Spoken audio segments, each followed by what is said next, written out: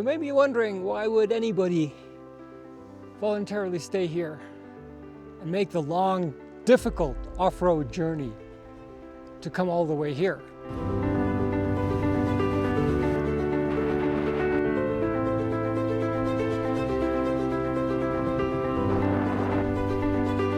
On the way to Kel Suu Lake, we're at around probably around 3,500 meters altitude.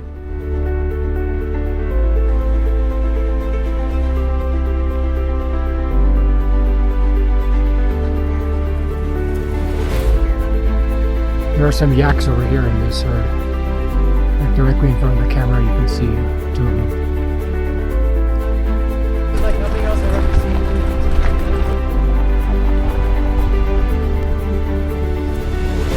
seen. Welcome to my yurt.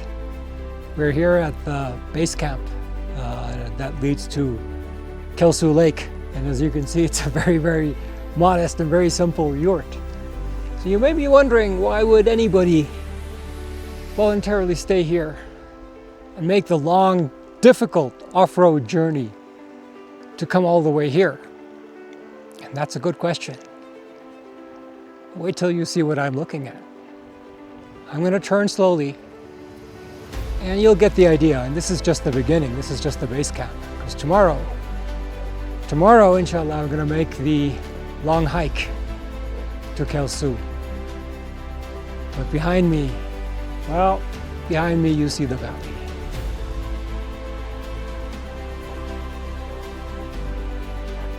And this was totally worth it. So my yurt camp is called the Kyrgyzstan yurt camp, and there are several yurt camps right here in this valley because this is sort of like the last point before you turn off. You see up ahead there, between those two mountain ranges, you kind of take a right and you hike between the mountain ranges to get to Kel Suu Lake, which is what I'm going to attempt to do tomorrow with my guide, who said he's actually going to come with me. So the water here in the river is unbelievably clean. I do have a filter straw that hopefully I can use on the hike tomorrow for when I will need water or when I run out of water. And as you can see, the setting is just serene, absolutely unreal. Never been anywhere quite like this. This yurt camp is actually quite a bit nicer than the last one I stayed in 2 days ago because they actually have solar panels on every single yurt, which can run a light bulb that gives you light through the night, not just for a few hours like it did at the other yurt camp. And they have running water in the sense that they pump water from the river up to the yurts, not directly into the yurts, but to the toilets, to the bathrooms. And so they actually have proper toilets rather than just holes in the ground like they did at the other yurt camp. My word, is this a setting? Unreal.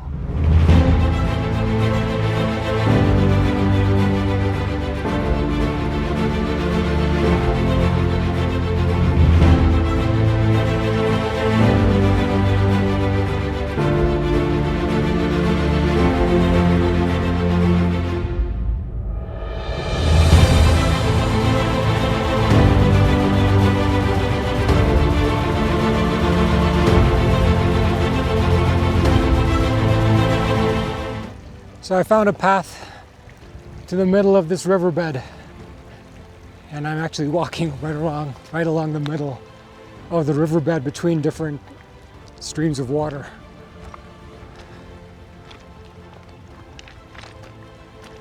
And up there, behind those mountains, that's where Kel Suu Lake is, where I'm headed tomorrow.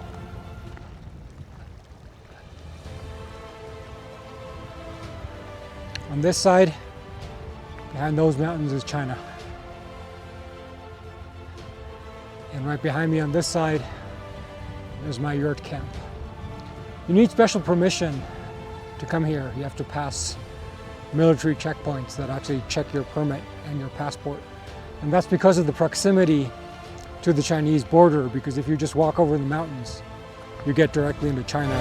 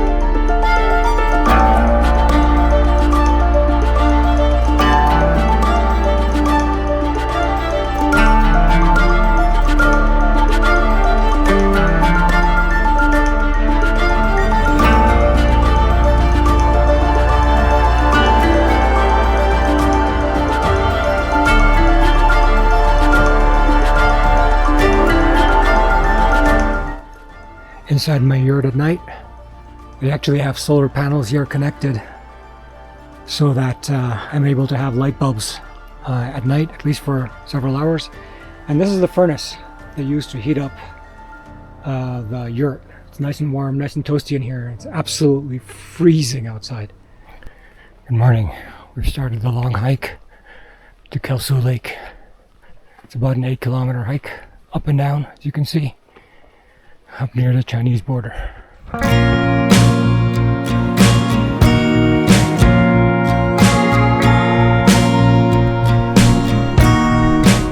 Not bad, huh? Not Switzerland, Kyrgyzstan.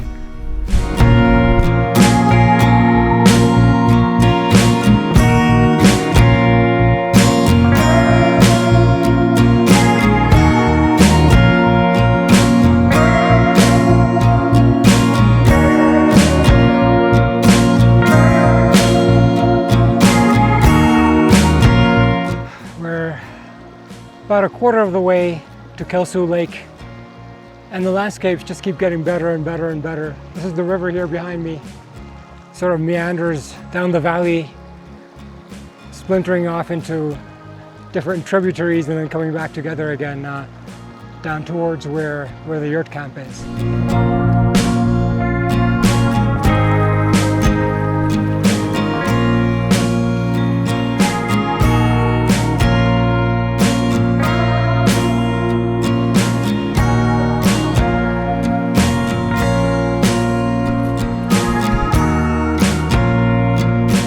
What can I say? This is unreal. The landscapes are just unbelievable, and there's not a soul here, just a few other hikers from the yurt camps. No wonder they call this the Switzerland of Asia.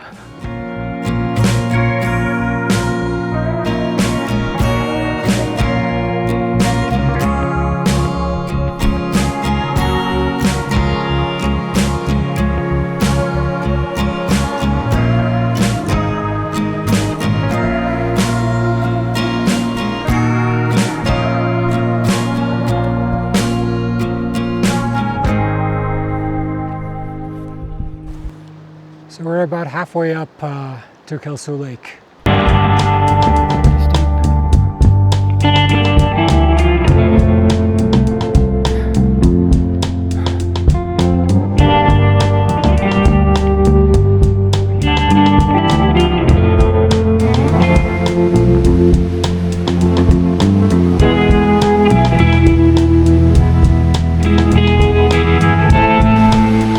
Not a great place if you're scared of heights. It's pretty dangerous.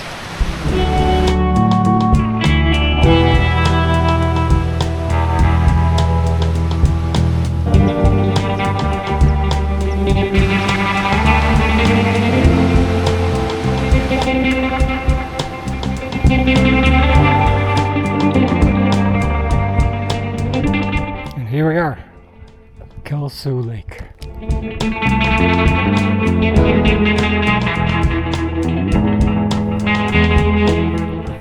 Finally here, Kel Suu Lake. 3,500 meters altitude, right on the Chinese border. And the lake behind me, it goes straight as you can see, and then it actually curves around and keeps going behind that mountain towards China. So we need special permission to come here because we're so close to the Chinese border. So you need a special permit from the military, which I got.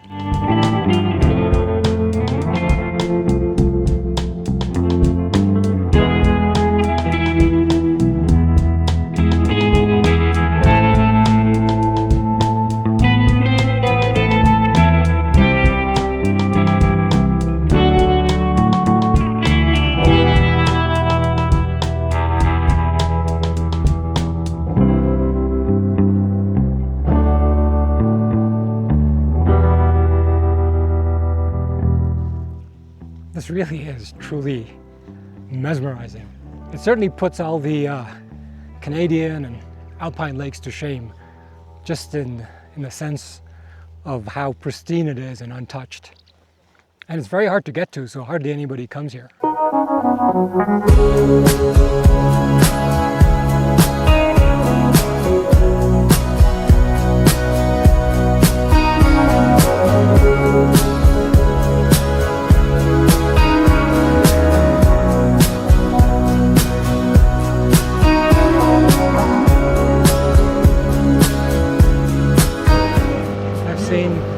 Hundreds, maybe thousands of lakes in my life.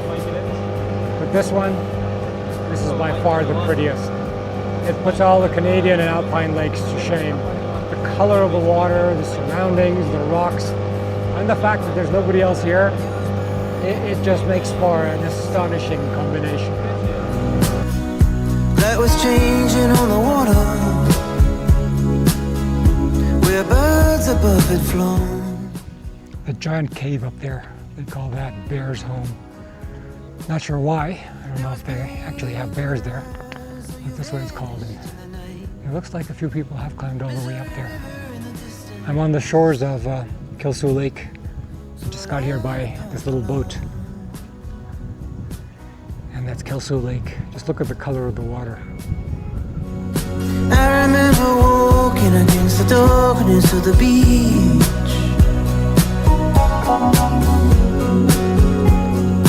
Love is like a ghost in the distance out of reach.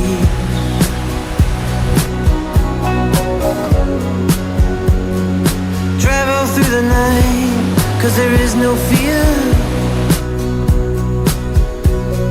Alone but right behind, till I watch you disappear. I'm